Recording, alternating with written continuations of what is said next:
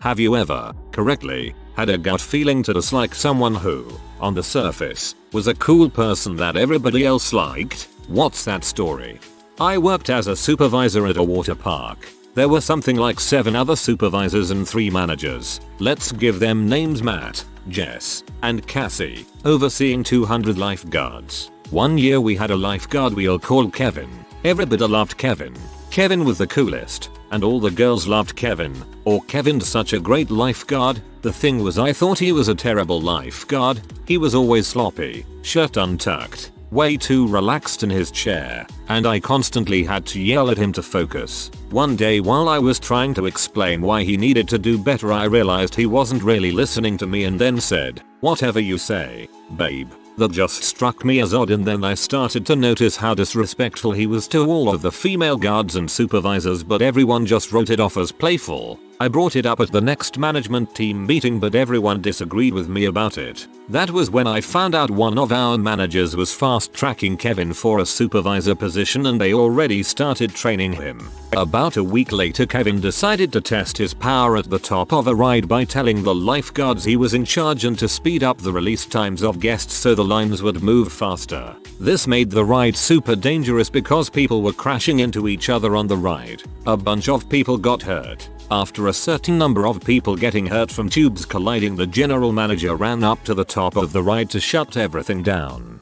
They called in maintenance to shut off the water to that side of the park, thinking something was going wrong if people were going that fast down the ride. The general manager with the 3 managers and tail hoofed it and get there to find what Kevin had done. Our GM, a woman, starts yelling at Kevin, and he says to our manager Matt in front of everyone, "Who does this fat C think she's talking to?" Jess starts to tell Kevin that it's our GM who is everyone's boss, and Kevin cuts her off and says, "Honey, why don't you let the men speak?" Our GM lost it at that point, called security and had him escorted off the property. She told Matt he should be fired for giving any sort of responsibility to someone willing to put other people's lives at risk, but Matt was always a good employee, so instead, since he was the one that wanted to hire Kevin, he now had to fire him and would lose any rights he had to choosing any future higher level employees. I found out all this at the closing meeting that night, and they asked me how did I see through Kevin when everyone else loved him. Honestly, I didn't know how other people couldn't see it. When I was 8, my parents invited a family over who had 2 sons. My mom loved both sons and worked with their mom. The whole family came over for dinner. The 2 boys were monsters. I showed them the playroom and the basement, and they both proceeded to smack me around and break my toys. My mom didn't believe me when I told her and told me to go downstairs and keep the boys busy. About 20 minutes later, I went back upstairs. My dad asked why I was up there. I explained both boys said I was boring and went outside, and I didn't know where they were. Both sets of parents spent 2 hours looking for them. Finally found them several blocks away. My mom blamed me because I was supposed to keep these 2 older boys entertained in the basement. My dad refused to let them come over again after hearing from me what happened. These guys were insanely popular with both other kids and parents. No one thought they could do anything wrong. Later in life, both guys were arrested for dealing M. The younger one was arrested for assaulting his girlfriend. He then died a few weeks later from an OD. The older one is currently on parole and lives in his mom's basement. What I like about that is the neat symmetry. My ex-wife's dad always gave me the creeps. Turns out he's a pedophile and had molested the crap out of my ex-wife when she was a kid. Something she didn't reveal until year 6 of our marriage, after we had allowed him to babysit our daughter on occasion. Last I heard of him, he was possibly going to jail for molesting a 7-year-old girl a few years back, but I don't ask about his current status. I'm sorry that happened. My dad did the same thing. Didn't tell my mom that his mom and dad had molested him and his sisters for years until after they'd babysat my brother and I a lot. Actually, my dad never told her. My aunt did. I think they're both dead now, but I don't stay in touch with his family, so I DK. Had a bad feeling about this guy that used to hang out in my friend group years ago. He just seemed off to me for some reason and was way too old to be hanging out with us. but people liked to keep him around because he was fun and could buy alcohol. Then he kidnapped one of the girls from our friend group and raped her behind a grocery store. She was only 13 at the time and he was 25. It really messed her up and she hasn't been the same since. He got out of jail recently too. Poor girl. My mom always hated my 5th grade teacher. Everyone really liked him, especially my BFF's parents. When we were in college, the police discovered that he was really into CP and cannibalism. Fantasy. Never confirmed IRL. Everyone was shocked. Small school, but my mom just nodded and said, "I told you something was off about him." Whoa, cannibalism. That's a refreshingly new one. In my early teens, my aunt was best friends with this pudgy ponytailed man from her workplace. He seemed nice enough. He spoke softly and he always made decent food. I was constantly telling my family something was wrong with him, to the point of getting in trouble for it. Well, he's in jail now. He molested my male autistic cousin for over a year. Oh man. When I was in 7th grade, my former best friend started hanging out with this cool guy who had just moved to the area. We'll call him Nick. Nick had a tough guy, I don't care attitude that you really gravitated to, and I couldn't shake his attitude for some reason. And I remember telling her that I didn't trust Nick. She stopped hanging out with me in favor of him. Nick grew up to be a shithead, got in trouble all the time throughout school, and was eventually expelled from our high school for fighting. She still kept hanging out with him. 3 years later, Nick broke into her and her boyfriend's home with 2 others and shot both of them in the head over her failing to repay him around $300 she had asked him for 6 months prior. She lived. Her boyfriend did not. Nick is currently doing life in prison. Guy super popular at the hospital, worked in all the cool units, like the trauma IQ, ED, and rapid response. Always got a weird vibe. Turns out he was stealing fentanyl and dealing it on the side. Not as cool as the people who work in cryotherapy. I used to work in TV production and I had to write the transcript for an interview for a TV host interview program, for this instance with Rolf Harris. And by the end of the transcript, after watching him speak, sometimes rewinding over and over parts to get the transcript right, it was clear something was off. The whole interview was a performance. The way he gestured and spoke about himself and his illustrious career, and his benevolence and humble beginnings. It was acting. Having watched the interview so closely, I could see he was not being natural at all. After the program went to air the next day, there was a general buzz at the station.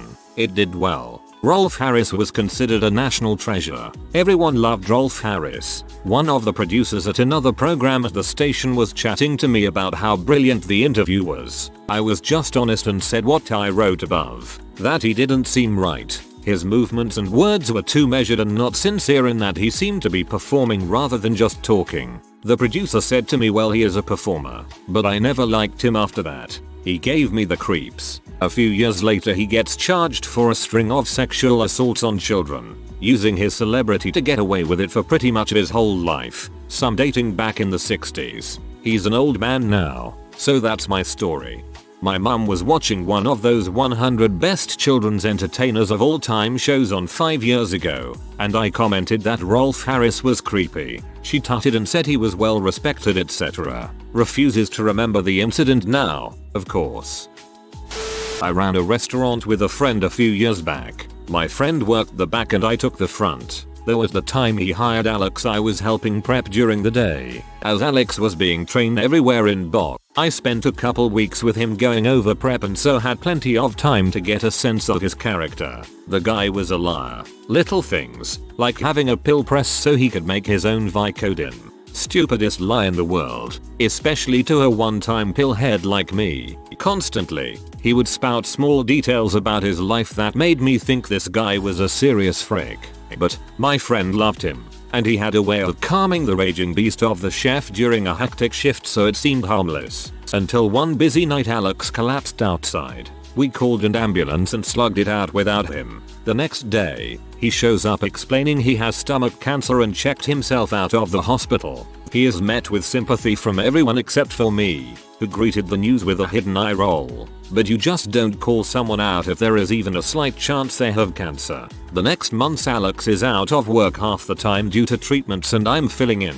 One week he was gone for 4 days, and when he returned he explained how the radiation wasn't working and he had only a few years. My faith was shaken, but I finally shared my thoughts with the chef, my friend. What followed was the greatest argument two friends have ever had, and I nearly left the restaurant altogether. Finally, my friend decided to have a benefit for Alex, as the guy clearly needed money for all this treatment. It's expensive to die in America, so he contacts the wife, who responds to the text with "call me ASAP." Turns out, she had no idea what he was talking about. Apparently Alex faked everything, including the night he passed out. The benefit was cancelled. The wife kicked him out, and we never saw Alex again, until his face turned up on Crime Stoppers a year later. Seems he took to robbing gas stations. The prick is still in prison to this day.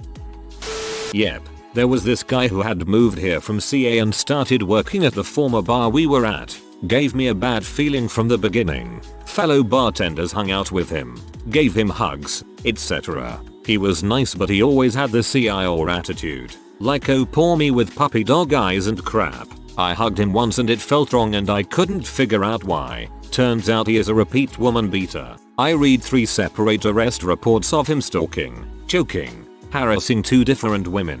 Then we found out he was actually hurting his coworker while everyone else knew and no one did anything. I haven't seen him since we found out, and I'm not sure what I would do if I did. I had a very good friend who had a crush on her roommate. We all hung out, smoked copious amounts of weed, and got along fine. Problem was, he gave me the chills. We all joked that the friend was like a star who just radiated heat. He, on the other hand, took the heat out of the room. They ended up with multiple children, moved a few states away, moved back, got married, and I just never was okay with him. He murdered her over a year ago. May he rot in prison. Holy crap. One of the pastors at my old church just irked me. He was super upbeat and everyone loved him. When I was 12 he invited me over to play video games and sleep over. My dad thought it was odd and said we were busy that weekend. About a year later 2 boys from our church accused the pastor of molestation on the same night I was supposed to sleep over. The guy changed his name and has been on the run since. The moment you said pastor, I just knew what this was going to be about. There's this one woman who is like the standing grandmother for a large amount of people in my community. She lives on social media, so she is there for everybody. Everybody knows her. She knows everybody. Everybody loves her. Everybody tells her things. She's old enough to be a young grandmother or old auntie to me, so due to her age she is seen as harmless. She stabs people in the back. She will gossip like there's no tomorrow, and you bet if you've told her something then everybody you know that she knows will also consequently know about it. If she gets in a position where she needs to take sides, she will side with the biggest amount of people. If she doesn't like you, then subsequently everyone else she knows won't like you. But, you know, they will all pretend to like you. It turns into a high school type situation sometimes. I don't much like her. She's nice enough to me, but I've seen what she does. I'm just glad I see through it all. Social media can really bring out the monsters. That's pretty much my own mom to a T. She's a Facebook front of a person. Very popular person in high school. Leader of students council all years we went to school together. Youth pastor. I hated him and found him creepy. Today, in prison for murder and attempted murder, and most likely also murdered his first wife. Have an upvote for the youth pastor guilty of something other than molestation. New guy at work named Matt. Everyone loved him. Claimed to be an Iraq war veteran. Super energetic and positive. Found out I pre-ordered a Xbox One and was having some people from work over to try it out. He got my address from another coworker and showed up, let himself in. Since everyone liked him I didn't kick him out. My wife comes home from work, he starts freaking out and threatening to go get his gun from his car because she was black. Everyone yells for him to leave. We push him out of the house. Wife was already on the phone with the police. They finally show up and find 2 pistols, a rifle and a freezer Ziploc full of assorted prescription pills not prescribed to him. Turns out he's also only 20 years old and lied about being in the army on top of numerous other issues. Freaking wow. Previous job. CEO wanted to bump the newest member of the team to manager. I always had a strange feeling about the guy and I made my thoughts very clear to my boss. We were on good terms. In fact, I helped bring the company up when it was about to go under. And I just felt that this guy was trouble for the company's future. No one else felt the way I did about him, but the feeling was so strong I told my boss that if they promote him to manager, I'm leaving. I would not stand to see the company fail after I worked my butt off to save it from the dumps multiple times. In any case, they promoted him to manager, and as promised, I quit. They tried to ask me back, but I was firm. As long as he's manager, I cannot work there. Fast forward 18 months, I get a text from one of my former colleagues. They showed up to work, and place was locked up. Turns out company got shut down for tax evasion and fraud. Don't know the details and don't really care for them, but that was one of the biggest I told you so moments I've ever had.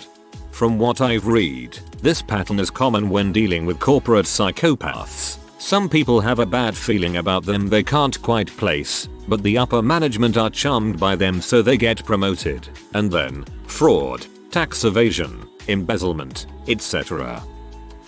My girlfriend lived in a rented house with her best friend, Diane.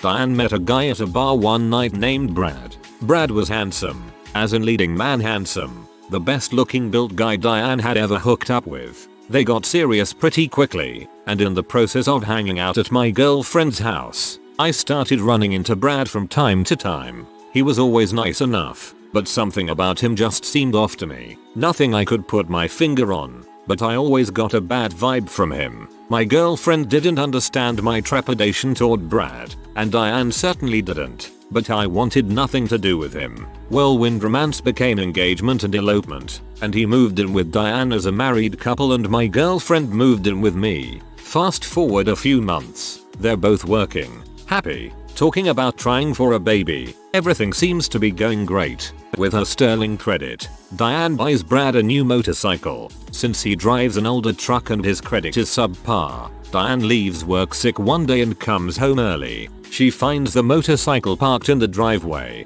which is strange since he's supposed to be at work. As she gets out of her car, the mailman is walking up the driveway, and he hands her the mail. She starts to look through the stack, and finds a bunch of credit card statements. At the same moment, Brad appears and yanks the wad of bills out of her hands in a don't you worry about that fashion.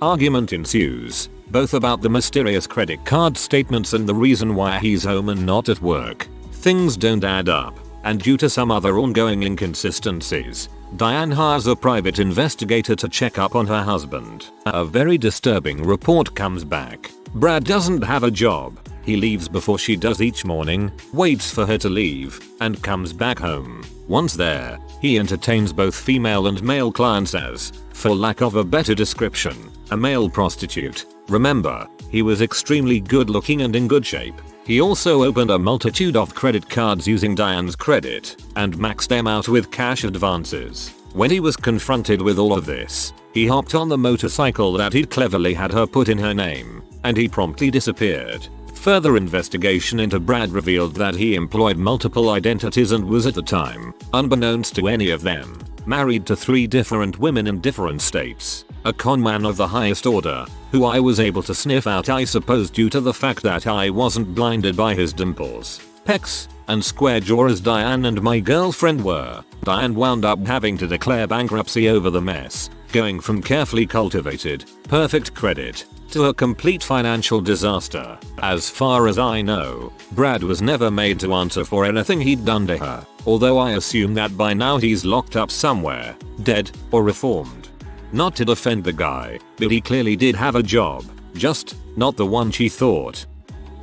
Actually yes, we are friends with a couple who have 2 young daughters. At the time this all occurred the daughters were about 9 and 12. Our friends live in one of those suburbia heck communities where every house is on 0.15 of an acre, all cul-de-sacs etc. The neighbors on this particular cul-de-sac had all become very close-knit, so when we would hang out with our friends at their place, we would meet all the neighbors too, mostly young families with school-aged children. Everyone was super nice and it was always a good time. But there was this one guy, we'll call him Peter. Peter lived across the street. He was single, he drove a flashy car, he was what I would describe as overly friendly. Peter made my husband and I uncomfortable from word go. He was an EMT or some such, and was constantly trying to give the parents medical and very personal advice about their kids, especially their young daughters. Whenever we hung out with the friend group, Peter would break away and go play with the kids, tag,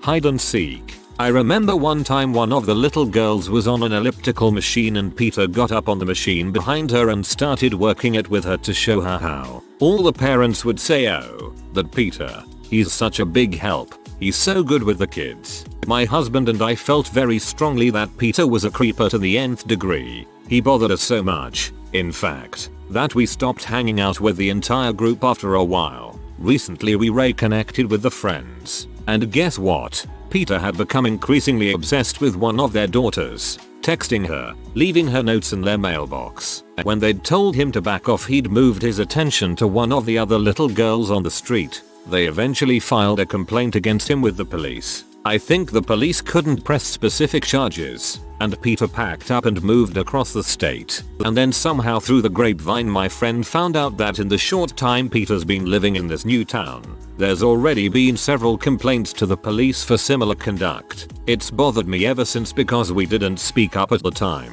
We felt we were misconstruing the situation. Surely these parents knew better than us, and it wasn't our place to weigh in. I'm still not sure what the best course of action should have been, but I'm interested in opinions. As a parent, I would have appreciated a general look. I don't have a specific reason, but this guy makes me uncomfortable, especially the way he acts around the kids. That way I know to at least pay closer attention for a while until I decide if I feel the same or if I need to take some type of action or whatever. Not that I blame you for not saying anything, just for future reference. There was a guy at my college who was a year behind me, but we had the same major, so we had several classes together and knew a lot of the same people. He was really well liked, but I always found him to be kind of creepy. I couldn't really point to anything specific. I was just really uncomfortable around him. That spring, he bludgeoned a girl to death on our campus, and said it was because he wanted to see if he could get away with it. So, I'd say my gut was right on that one. When I was little I didn't like my grandma's new boyfriend. Everyone thought he was great, but I made a face and avoided him. After months of them getting together, my grandma was at her condo and he comes over unannounced. Stone cold glare. Says nothing. Walks toward her slowly. She keeps calling his name, but he's not answering. She gets a horribly bad feeling and asks, "Are you going to kill me?" No answer. He started coming at her faster, and there was no way to get around her couch, so she jumped it like a hurdle and go away safely. Called the cops and he was gone. She moved very shortly after and never heard from him again. One of the most prominent members of the local BDSM community. I met him at Rocky Horror on my 15th birthday. He was in his mid-20s back then. My sister already knew she didn't like him and ran up when he approached me and said, "Stay the frick away from my sister." I asked what the frick. He was just saying hi. She grabbed me and said, "You never hang out with that guy. You hear me? Never." Few years later I found out why. He's apparently a rapist who pressures girls not to press charges against him or else he'll have them exiled from the community and out them to all the vanilla people they know as a kinky W who was asking for it. He still hosts a lot of the events. I have just stopped going to any event to avoid him. He also messages me on FetLife and Classmate asking for play sessions at least a couple times a year. In undergrad, I was out with one of my closest girlfriends who introduced me to this guy she said was really cool. He had this arrogant attitude, like he was so great for some reason not obvious to me. He was kind of acting like God's gift to women. I didn't think much of it until a few months later when he was charged with multiple sexual assaults in one night. He went around his apartment building and found his way into 2 or 3 women's apartments and assaulted them. He was dead within a day and arrested. When his trial came around, he insisted on representing himself, even though his previous lawyer and the judge told him this was a bad idea. It went horribly for him. He asked his ex-girlfriend to testify and the last question he asked her was, "Would you say I'm well endowed WTF? Why would you ask that?" He was convicted and I think he's serving 25-50 years. My dad. Ever since I was little I knew there was something fricked up about him. I honestly think he's a sociopath. As I got older, I felt comfortable expressing that to people like my grandmother and aunt. They definitely didn't agree. They loved him and didn't think he was that bad. My stance was, just wait. He's going to go off the rails someday. He's going to hit someone. He's going to go to jail. He's going to be homeless. When he finally started spiraling, most of the family tries to help him. Several years and more than $100,000 down the drain later, he's hit his own children, been to prison, and is homeless. He's a trash dude. My family definitely trusts me when I say I don't like someone now though. Soon to be ex-brother-in-law. He was always cool, had nice watches, a couple of bikes, car etc. Just a little too friendly and felt to me like it was forced. It turns out he's a narcissist who is walking out of his third marriage as the baby is getting more attention than him. I'm concerned my sister-in-law's new boyfriend might be like this. My in-laws love him, but I'm still skeptical. Sil and new BF just moved in together, so time will tell. I'm just worried about her kids. There was this guy at a party at a bar who seemed to know everyone, but he was just after me. It was my friend's birthday party and his present was this weird collage of himself that was borderline creepy. They just said it was the way he was. Quirky, weird, whatever. He got wasted and eventually told this story where he met a girl at a party who was absolutely blitzed on Xanax. His exact words that made my ears perk up were, so I went to bed with her and she didn't remember a thing. Best sex of my life. I thought, well that's rape. So I called him out on it.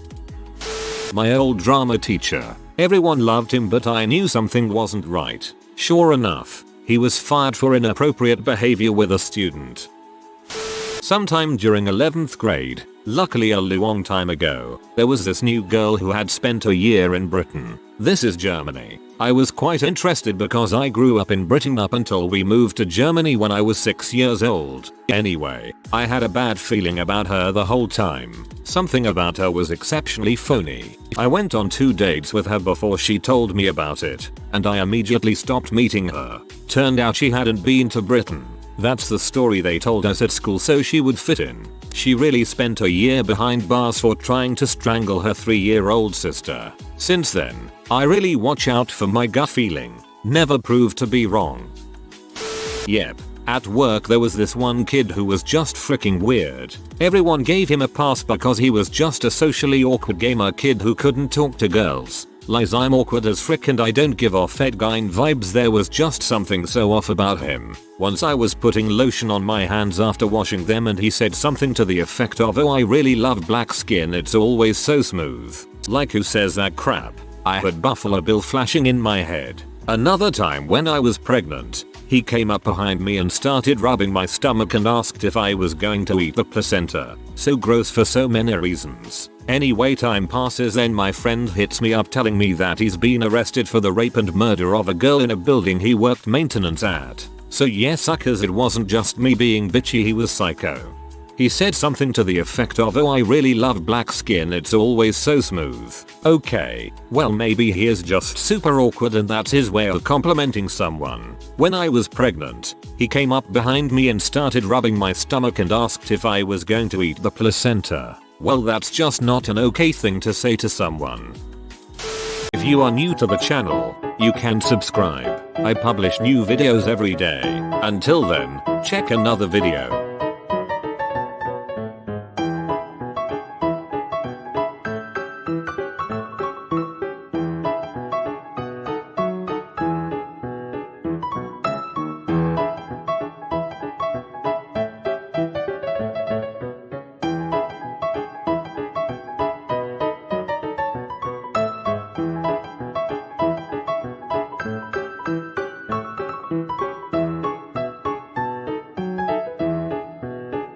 Bye for now.